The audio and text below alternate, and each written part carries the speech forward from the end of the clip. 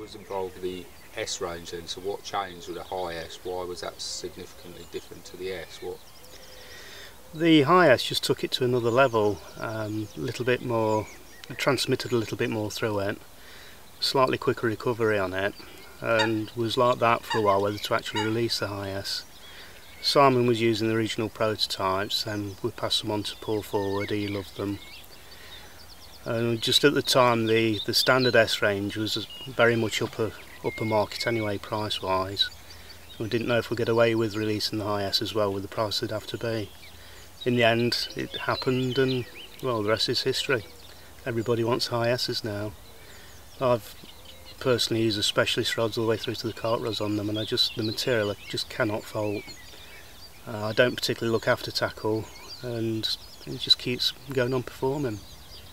Using rods that possibly aren't quite up to the job for some of the things I do. I love playing fish, I love using soft rods and things, but they just perform over and over and over again.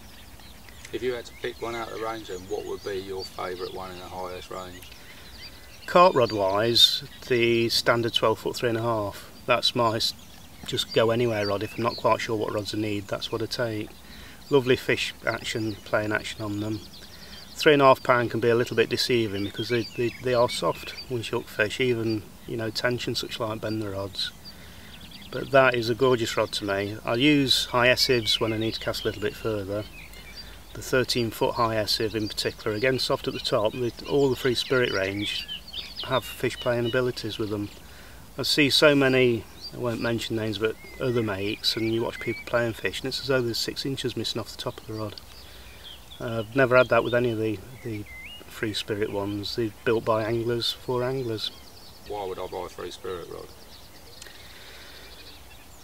It comes down to what Free Spirit can offer. The way Free Spirit's set up, we've got a lot less overheads than most of the companies, and it enables us to do more for the money. It's whatever I say is going to be hype or seen as that, I'm bound to ball the range up and everything, but the 30 plus years I've had in the tackle trade, I know a lot of what goes off, and most of the companies out there cannot produce what Free Spirit producing at the price. Although we seem to be upper end of the market price wise, things like the high S's, if they carried other names on them with the processes of the companies have to go through, the price would just be astronomical, they just never would sell. But that does keep us leading the field on the top of the range things. You mentioned a little bit about the further development of the highest range with a new ER. What do you think that rod brings in different to the rest of the range?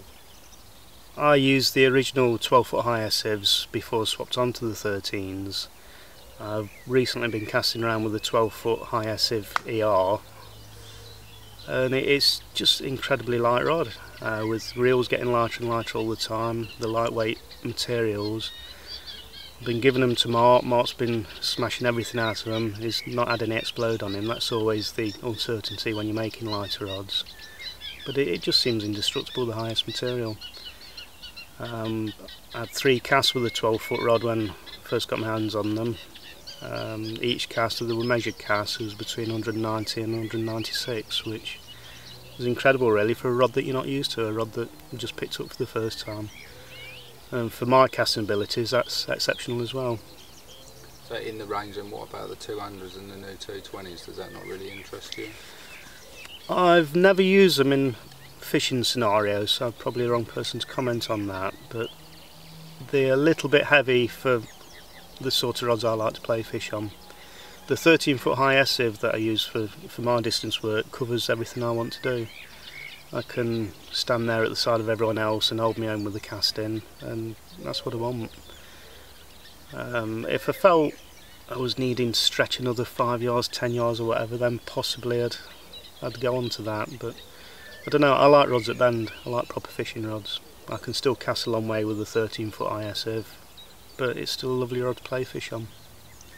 I mean, obviously there's loads of variables, right from 11 foot, more sort of coarse specialist rods, right the way through to float rods, right the way through to IS 220s. Is there anything that you think is missing in the range? What would you like to see a development of? Definitely a heavier duty barbel type rod for the big rivers, rivers like the Trent, where for a start you can be fishing a long way out anyway compared to most of the rivers.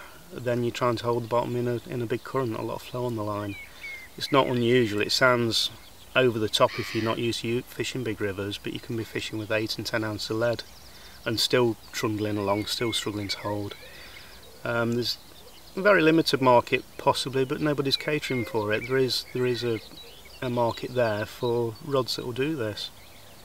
Carp rod wise, I think it's pretty much, you know, everything's covered there, right from 6-foot stalking rods all the way through to the, you know, the excessively long casting rods. But there's gaps in the specialist market still, and some of the pilot rods, there could be fillings done on. What do you think to all the sort of custom builds and stuff like that? Do you get all your names on the rods and stuff like that? I have on some of the rods. The rods I'm using at the moment have not, but I think when you're paying a lot of money for a rod, it's nice for that custom build option. You pay a lot for it, so you have the rod how you want the rod, not how we say you should have the rod. I like full length handles, but I like a little bit longer grip in front of the reel seat. You know, if I want that, I have that. If I use slightly shorter handles than most people, I've not got as long arms as some people, so my rods are built exactly how I want them. A rod that suits Mark, for instance, Mark Hutchinson, he's got very long arms, is totally unsuitable for me. Like I say, when you're paying top end prices for rods, you want them to suit yourself, not how someone else says they should be. Something you were mentioning earlier was about your original high-S's that you just had them rebuilt. What's that all about, and why did you get some new ones? Yeah, well, the 7 years old I think at the moment. They was getting a bit tatty, they've been chewed up a little bit on the handles and things, so I had them revamped, so because I don't want to sound big-headed, I could easily pick the phone up and ask for a new set of rods and probably got them, but I couldn't see the point. They've not softened up at all. They're my old mates, they're the rods I've used for a long while, got a lot of good memories with them, so I've treated them to a rebuild. Still going strong, turned up back on the bank. Oh, more new rods, Shaun. Well, no, they're 7, 8 years old these are, but they're still doing what they did in day one. Yeah, that's what I try and sort of say to people at the shows. Yes, it's expensive, but you're buying into something, and it's a false economy to buy a set of rods. You know, buy 2, get a third free, and then all of a sudden 3 years later they're buying a new set of rods again. That's right. Another thing as well, which I think is nice, and we had comments at the Dutch show this year, as well as show, was somebody mentioned it never really occurred to me before, but he bought Free Spirit rods sort of 7, 8 years ago, and those rods are still on the market now. They're still current. There's not many companies do that. They're forever superseding. If you have a problem with them, you know, it's easy to stand on a rod or drive over a rod or whatever. We can still supply top sections, butt sections. The rods that were built 10 years ago are still proper rods. You know, they've not needed superseding. We got it right in the first place. There's so many companies, I find it quite sad really. Every year, every 2 years, a complete new set comes out, complete new set, and anyone who's got rods that, you know, they really like, they go and break one in 2-3 years time, they can't do anything about it, the rod's obsolete. Yeah, that's a regular question for me on Facebook, on the Free Spirit Facebook page now, is have you got a tip for that, or I've bought 2 of these, is it possible to have that matched up, you know? Yeah, and no problem, no issue, because we're still running with the rods that, as I say, we've got it right in the first place. The market tells us that, we wouldn't be selling them anymore if it wasn't right. And I think it's a massive pat on the back to Simon really, the fact that the original S-Rangers are still very, very much in demand. The ESs, the XSs, classic rods, but they've got the job right. There were never any need to tweak them at all. They're still exactly the same blanks, the same mandrels as they were from day one. But the high-S, I just love it. I just love it. I've got 1 or 2 rods in range, and they all do more than I want them to do.